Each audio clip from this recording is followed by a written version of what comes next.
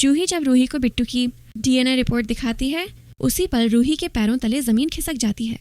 Report में साफ लिखा होता है कि बिट्टू नाहर का बच्चा है ही नहीं।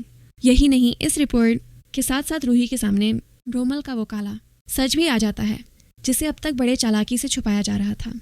रूही समझ जाती है कि उसके साथ, नाहर के साथ और पूरे परिवार के साथ कितना बड़ा धोखा हुआ है। वहीं दूसरी तरफ जूही अब और चुप नहीं रह पाती। वह नाहर के सामने आकर पूरी सच्चाई रख देती है। वह बताती है कि रूही ने अब तक क्यों अपनी पहचान छुपा कर रखी और कैसे हर बात को गलत तरीके से पेश किया गया। सच्चाई सामने आते ही नाहर का गुस्सा फूट पड़ता है। वह बिना एक पल की देरी के शीतल को घर से बाहर निकाल देता है। पूरे घर में हड़कंप मच जाता है और हर कोई सन्न रह जाता है। लेकिन तभी हालात एक खतरनाक मोड़ ले लेते हैं। नाहर की जान पर बहुत बड़ा खतरा आ जाता है। आग लग जाती है और नाहर उसमें फंस जाता है। हर कोई डर के मारे वहीं खड़ा रह जाता है। लेकिन उसी वक्त रूही बिना कुछ सोचे समझे, बिना अपनी जान की परवाह किए आग में कूद पड़ती है। उसके दिमाग में सिर्फ एक ही बात होती है, नाहर को बचाना। बहुत मुश्किलों के बाद रूही किसी तरह नाहर को आग से बाहर निकाल लेती है और उसकी जान बच जाती है। यही वो पल होता है जब नाहर का शक पूरी तरह यकीन में बदल जाता है। नाहर रूही की तरफ देखता है। उसकी आंखों में आंसू होते हैं और दिल भावनाओं से भर जाता है।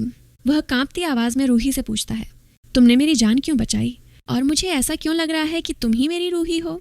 जिस तरह तुमने अपनी जान जोखिम में डालकर मुझे बचाया है, ऐसा सिर्फ मेरी रूही ही कर सकती है। मैं जानता हूँ तुम मुझसे बहुत कुछ छुपा रही हो। रूही खुद को संभालते हुए जवाब देती है, मिस्टर नाहर, आपको कोई गलत फहमी हुई है। आपकी जान बचाना मेरा फर्ज था, इससे ज्यादा कुछ नहीं। ये सब देखकर जूही का दिल कांप उठता है। वह समझ जाती है कि अब सच्चाई छुपाने का कोई फायदा नहीं। अगर आज भी सच सामने नहीं आया तो सब कुछ हमेशा के लिए बिगड़ जाएगा। जूही को लगता है कि यही सबसे सही वक्त है रूही का सच सबके सामने लाने का।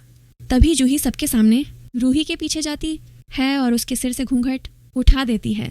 जैसे ही घूंघट हटता है, रूही का चेहरा सबके सामने आ जाता है। पूरे परिवार के होश उड़ जाते हैं। कोई यकीन नहीं कर पाता कि जो सामने खड़ी है वही असली रूही है। नाहर की आंखों से आंसू बहने लगते हैं। वह टूटती हुई आवाज में कहता है, रूही, तुम मुझे छोड़कर क्यों चली गई थी? मैंने तुम्हें हर जगह ढूंढा, हर शहर, हर रास्ता, लेकिन तुम नहीं मिली। रूही रोते हुए कहती है, नाहर जी, आपने मुझे बहुत बड़ा धोखा दिया था। आपने मुझे तलाक देकर साबित कर दिया कि आपके दिल में मेरी कोई जगह नहीं है। और जब मुझे पता चला कि आप शीतल से शादी करने वाले हैं, तो मैं अंदर से पूरी तरह टूट गई थी। इसी वजह से मैं आपको छोड़कर चली गई। तभी नाहर सबके सामने पूरी सच्चाई बताते हुए कहता है, रूही, तुम्हें बहुत बड़ी गलतफहमी हुई है। शीतल से शादी करना मेरी मजबूरी थी। शीतल और यह बच्चा मेरा नहीं, बल्कि कोमल जीजू का है।